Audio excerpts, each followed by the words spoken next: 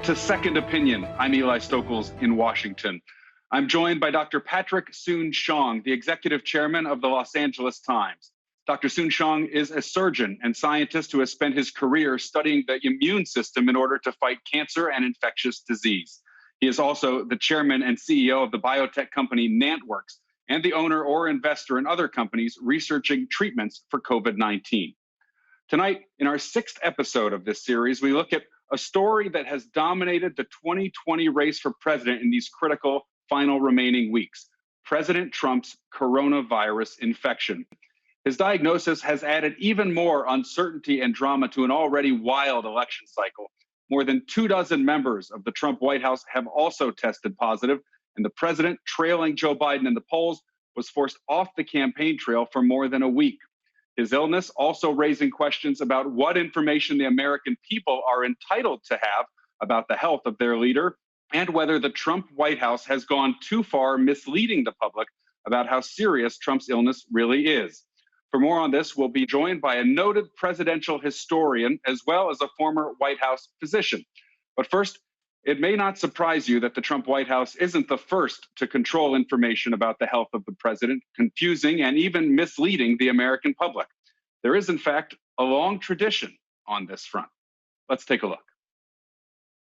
I'm Michael Genovese. I'm a professor of political science at Loyola Marymount University, where I'm the president of the Global Policy Institute. I've written 50 plus books, most of them on the presidency, from 1789 to about 1880.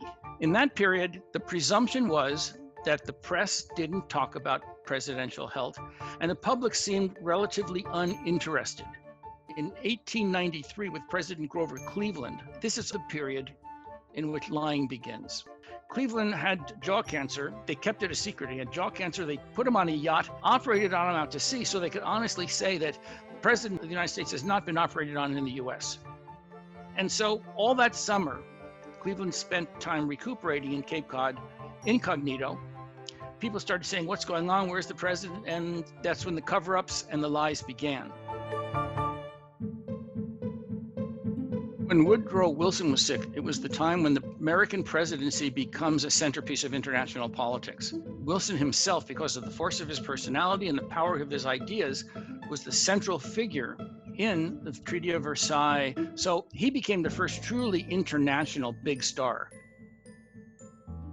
And he got the flu during the pandemic. He was in Paris at the League of Nations negotiations and was really incapacitated for quite a while. Others who were at the conference tried to take advantage of the absence of the president by making their case and trying to sort of manipulate the process. Had Wilson been there, he might have been able to offset some of that. Dr. Grayson, his physician, was basically the one who was giving the public information, many times misinformation. But it got worse. The president had a stroke. And then a few months later, he had a massive stroke. And his wife, Edith, and Dr. Grayson, they put the walls around the story. They circled the wagons almost instinctively. Edith would basically manage the paperwork with the help of Dr. Grayson. And what they would do is they would make it look like it was coming directly from President Wilson. It was not. It was coming from them. They were running the show. And the joke at the time from those who knew what was going on said, well, this is our first woman president. Franklin Roosevelt, running for his fourth term, was really at death's doorstep. Other things besides the polio started to creep in, and he was quite sick when he ran for president the final time. It might have been nice to know that. He didn't even tell his vice president that he was sick. President Roosevelt was so sensitive about people not seeing or knowing even that he was in a wheelchair that he and his son and an aide practiced him walking when he wasn't really walking. They were literally carrying him and helping his legs move to make the appearance of a person who could walk when he literally could not. The next president who really had health issues was John Kennedy. Now, he was the picture of health, the picture of vigor. You'd see him playing touch football in Hyannisport. You'd see a young, powerful, strong, it was all a lie. Kennedy had a series of illnesses, including Addison's disease. That was a secret, and they covered it up. He was taking a cocktail of drugs that could very well impair your judgment and alter your behavior. Does the truth always come out? That's kind of our fantasy and our wish. The truth is out there. But as I'll tell you, the truth is hard to find. And here with us now is Professor Michael Genovese of Loyola Marymount University and Dr. William Lang, who was director of the White House Medical Unit and a physician to Presidents Clinton and George W. Bush. Professor Genovese and Dr. Lang, welcome. Professor, I'd like to start with you. In the tape piece, you made the point that being forthright about one's health often comes at a political cost. Clearly, presidents have weighed this cost as they've considered what their administrations should say. Are there some examples of transparency and disclosure that are worth highlighting? Any presidents, perhaps, who handled this well? Very little. And the ones you see are in the modern period. For example, Ronald Reagan was shot in 81 and they kept it secret. In 1985, he had an operation which they learned their lesson from 81. They were much more public, honest, and forthright. The other time that you might say that there was more honesty was in George W. Bush's presidency. He was operated on twice for minor things, and he was under anesthesia, and they did a transfer of power at those times. Now, I want to ask you about, we know about Ronald Reagan, the Alzheimer's. We know about presidents that have kind of, tried to keep things as private as possible. But there seems to be an obvious difference in this situation with President Trump, and that's that he has an illness that is highly contagious. It's an airborne virus. It's already killed more than 210,000 Americans. Is it different, and is it worth remembering that and the fact that he may be putting people directly at risk by not being transparent as we try to contextualize what we're seeing from this administration more broadly in history? The Trump administration is acting no different than most other administrations. They try to cover it up and present a false image of strength and power and weakness. Oh, he's got it, but he's okay. The doctors' reports from the Trump doctors are about as reliable as gas station sushi. You can't rely on them because they're giving you a false image, an image that they want you to see. Now, there could be some powerful reasons for doing this. I mean, you don't want your adversaries to take advantage of you at a time of great weakness. You don't want others to try to exploit this opportunity. And so what you need to find is the balance between the public's right and need to know and matters of national security where you don't want to endanger the security of their country. One other question about electoral politics here. During the vice presidential debate, we saw both candidates asked if there was any planning in place in the event that the president were no longer able to do his job. It seems that the health of the candidate, whether it's Trump's illness or Joe Biden, who's 78 years old, seems like a unique factor in this year's election specifically. Any historical parallel to that, seeing two people in their mid to late 70s battling it out for the presidency? Not really, but there are some examples that we could use that will be illustrative. Dick Cheney had a series of heart attacks, and so he wrote a letter right when he became vice president and basically said, if anything happens to me, I'm going to turn over whatever authority I have. And that's a model that should be used, especially when you've got two really very old men who are running, who both have health problems. It would be wise if they took preparation ahead of time. The problem is that makes you seem human, frail, weak. And the metaphor that they don't want is to see that physical weakness might equal political weakness. Yeah, understandably. Dr. Lang, let me turn to you. As I mentioned, you were a White House physician to President Clinton and ran the White House Medical Unit under George W. Bush. Can you describe what the White House Medical Unit is and what it's like to have the President of the United States as a patient? Sure. As we said, he was the first patient. The medical unit is there for multiple purposes. The most important purpose is working to ensure that the president is able to carry out the duties of his office. So that takes several dimensions. First is being the physician to the president, and he's a patient, and having a physician-patient relationship to care for his health. And then the next step is going out, we call it care by proxy. You take care of those around the president, and by taking care of those around the president, you both keep him healthier, safer, and you make it easier for him to do his job because he has access to the first people that he needs. And then going out a step further is wherever the president goes, the medical unit is there to ensure in advance that there is a complete and full medical plan in place so that wherever he is, we know the next steps that would need to be taken to take care of him in any eventuality. Now, I happen to cover this president at the White House for the LA Times, and we talk a lot about the audience of one. Obviously, you talk about how important it is for a physician to satisfy the needs, first and foremost, of the patient, the president, and maintain that relationship. I think it goes without saying that this is a unique president in terms of the relationship and what he may expect from his doctor, Sean Conley. At the moment, there was a lot of chatter about whether Conley was being truthful when he went out to the cameras and talked in front of Walter Reed about the president's condition, whether he was being honest or whether he was cheerleading for the president. Obviously, he's under a lot of pressure. Can you talk about what you imagine this might be like to be the White House physician to this president? Sure. And one of the most important things to recognize is that most of the time, and this is, as a professor will tell you, not always in history, but in the modern era, most of the time, the physician of the president has been a military officer. The military physician especially has two masters, so to speak. He has an obligation to the president. So the same kind of privacy rights that you and I have, the president of the United States has. So he has to be very careful about releasing any information that is not approved by the president.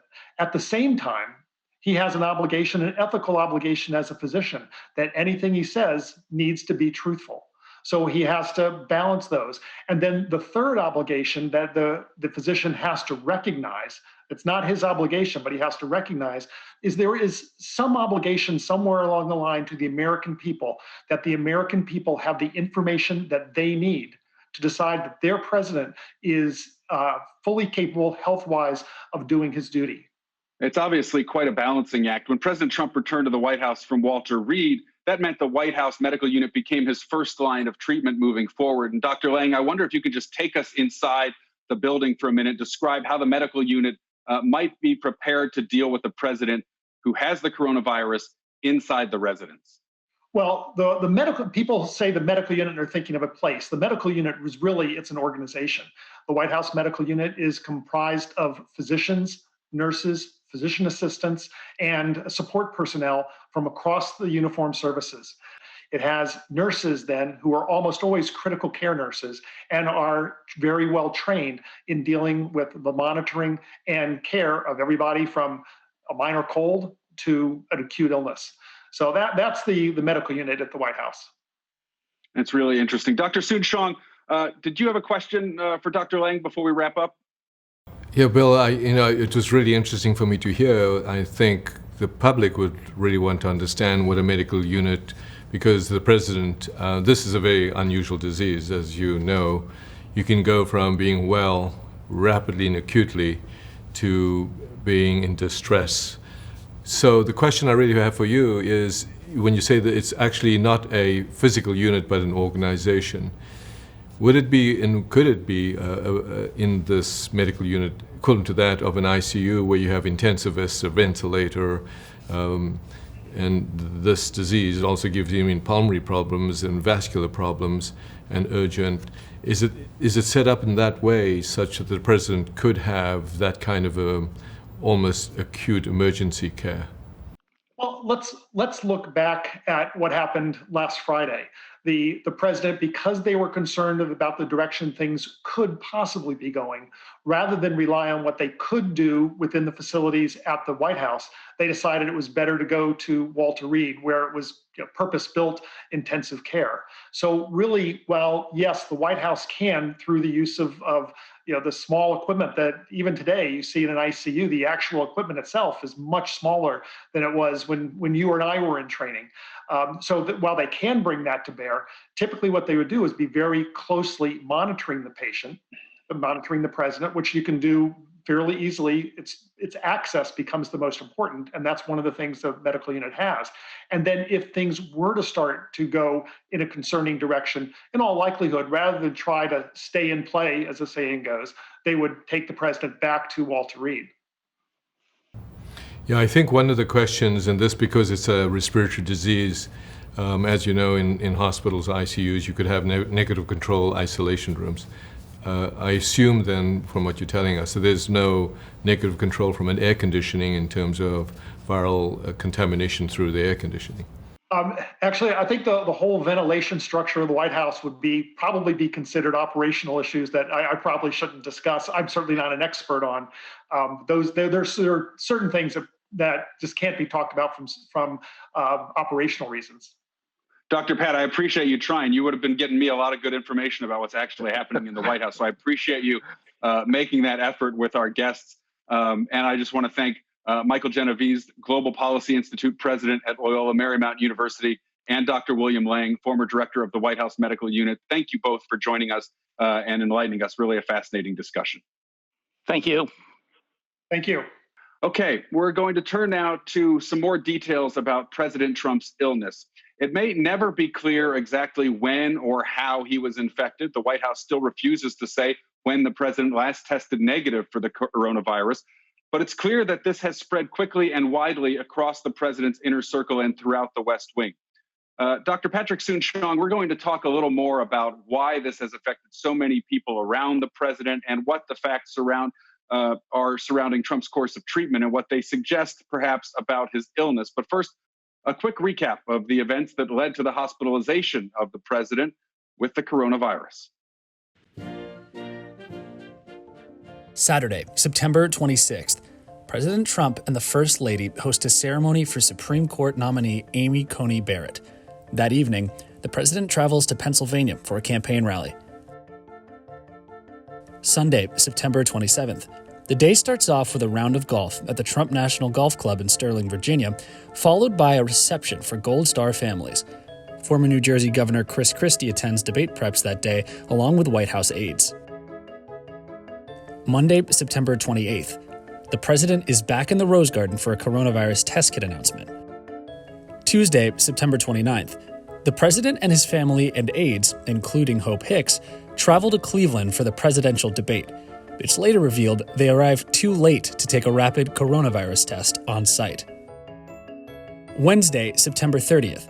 Trump flies to Minnesota to attend a rally and a fundraiser.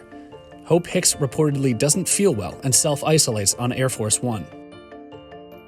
Thursday, October 1st. Hicks tests positive. Exactly when the White House learned the news is unclear. That afternoon, Trump attends a fundraiser in New Jersey.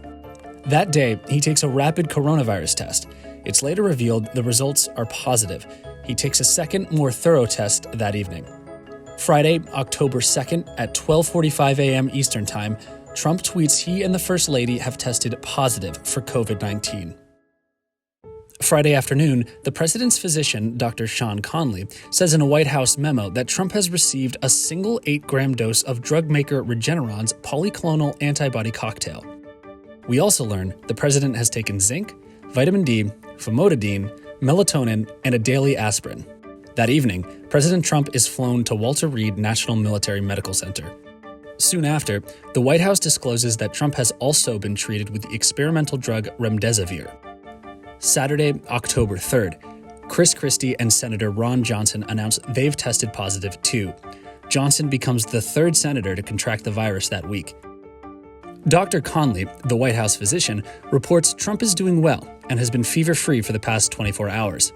But an anonymous source, later identified as Chief of Staff Mark Meadows, tells reporters the president's vitals over the last 24 hours were very concerning, and adds we're still not on a clear path to a full recovery.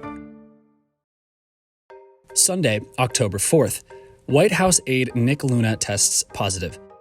At a press conference, Dr. Conley says Trump is doing well with only mild symptoms, but, he says, Trump received dexamethasone the day before, a steroid used to treat severe cases of COVID-19. That evening, Trump takes a ride outside the hospital and waves to his supporters. Monday, October 5th, Press Secretary Kayleigh McEnany tests positive. Dr. Conley says the president met or exceeds hospital discharge criteria, but adds that he may not be entirely out of the woods. That evening, Trump leaves Walter Reed and returns to the White House. 5 days later, Trump hosts a public event, speaking from a balcony to hundreds of supporters.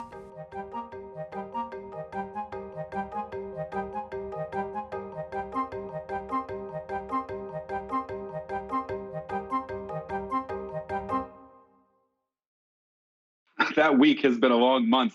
Okay, Dr. Soon-Shiong, let's talk through some of this in a little bit more detail. Assuming the infection occurred in the Rose Garden, that event to introduce the new Supreme Court Justice nominee, what would be the course of events after that, biologically speaking, in a patient with a COVID infection?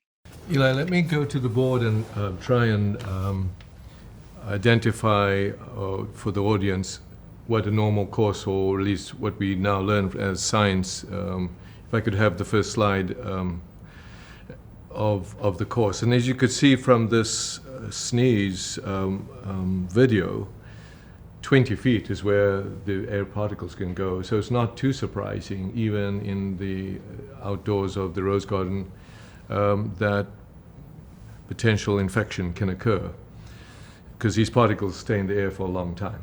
So let me go to the slide of the timeline, what I call the anatomy of a COVID infection. So assuming day 0 is when on the Saturday, and what would normally happen if an infection occurs, there's an incubation period.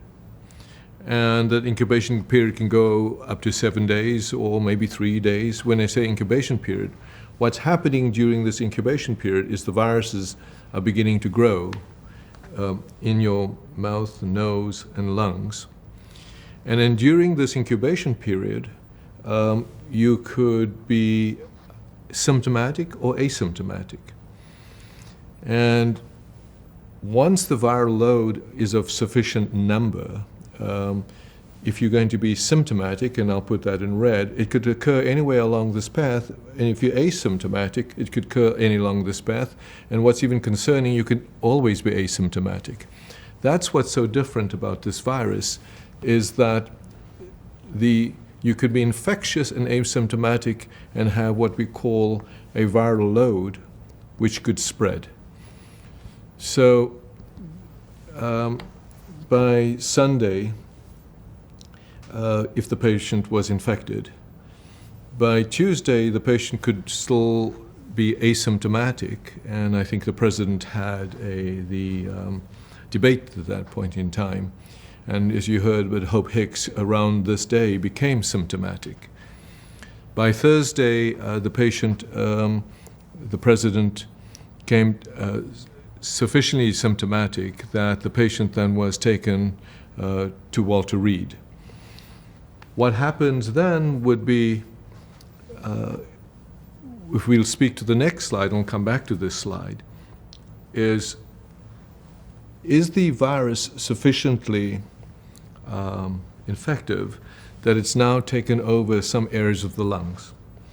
And if you go to the next slide, this is when the patient really becomes symptomatic with a positive test, a high fever, a high respiratory rate, and low oxygen saturation. And I think the president met all those criteria at that point in time, which was the right move to take him to Walter Reed.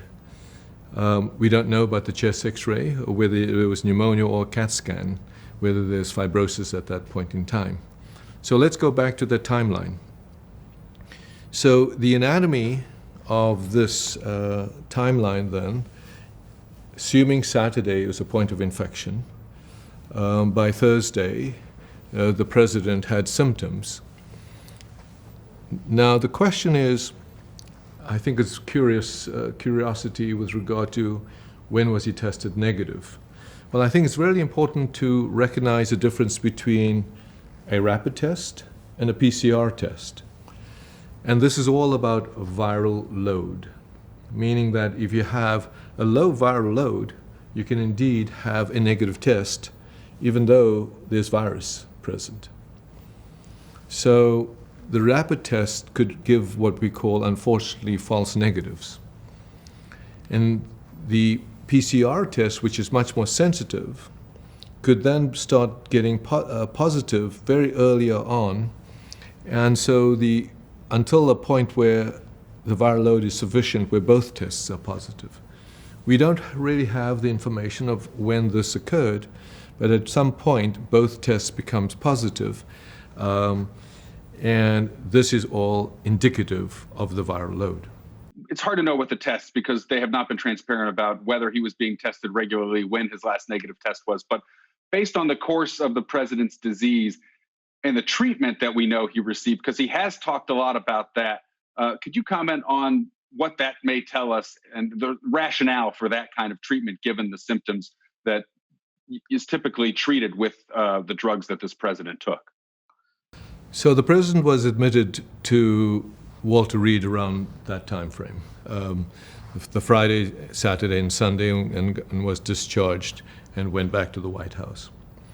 So the treatment that happened to the president during this time frame, in a sense, was what biologically makes a lot of sense in some instance, and may be very experimental in others. If I may then show the treatment.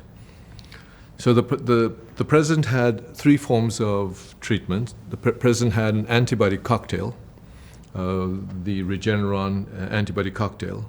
The patient had remdesivir, and the president had dexamethasone. There were also other supplements given, including famotidine, which people also thought had some role. So let me break down the rationale for each of these treatments. If I may start first with the antibody cocktail. And as you may recall, we went through this in great detail, how this virus enters the body. Here's this thing called the spike. And the spike enters the cell, the living cell, the lung cell, through a receptor called the ACE2 receptor. And here's the ACE2 receptor. Well, the role of an antibody is to come in between this and try and block the entry of this virus into the cell.